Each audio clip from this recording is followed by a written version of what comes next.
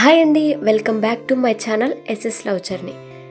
Ladies ఏదైనా పని చేస్తున్నారంటే ఆచితూచి ఆలోచించి చేయాలి అంటారు.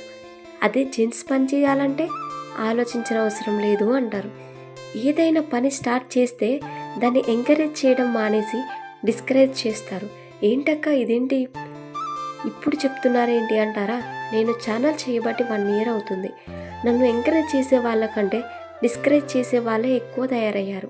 నా ఛానల్ మీద ఎక్కువ రూమర్స్ వస్తున్నాయి. నిజంగా అంత నెగిటివ్గా నేనేం చేస్తున్నాను మీరే చెప్పండి.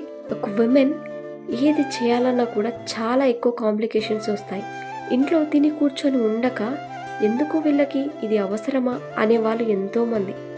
అలాంటి వాళ్ళని పట్టించుకుంటే లైఫ్లో ఏదీ సాధించలేము. ఉదాహరణకు ఏనుగు పోతుంటే కుక్కలు మొరిగినంత మాత్రాన ఏనుగు ఆగుతుందా? లేదు, తన దారిలో తను వెళ్తుంది.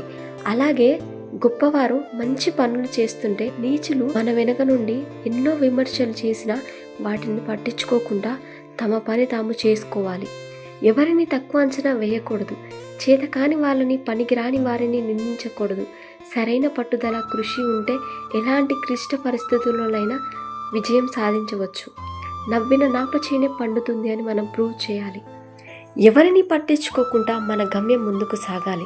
గమ్యం వైపు సాగిపోయే క్రమంలో ఇతరుల విమర్శలను, అనవసరపు మాటలను పట్టించుకోకపోవడమే విజయానికి తొలిమెట్టు. నీ ప్రయాణంలో ఉపయోగపడే కొన్ని ముఖ్యమైన సూత్రాలివే. లక్ష్యంపై ఏకాగ్రత. అర్జునుడికి కేవలం పక్షి కన్ను మాత్రమే కనిపించినట్లు మీ దృష్టి ఎప్పుడూ మీ గమ్యంపైనే ఉండాలి. పక్కన వారు చేసే విమర్శలు మీ వేగాన్ని తగ్గించకూడదు. అనవసర విమర్శలను వదిలేయండి. సమాజంలో ప్రతి ఒక్కరి ఒక అభిప్రాయం ఉంటుంది. అందరినీ తృప్తిపరచడం ఎవ్వరికీ సాధ్యం కాదు.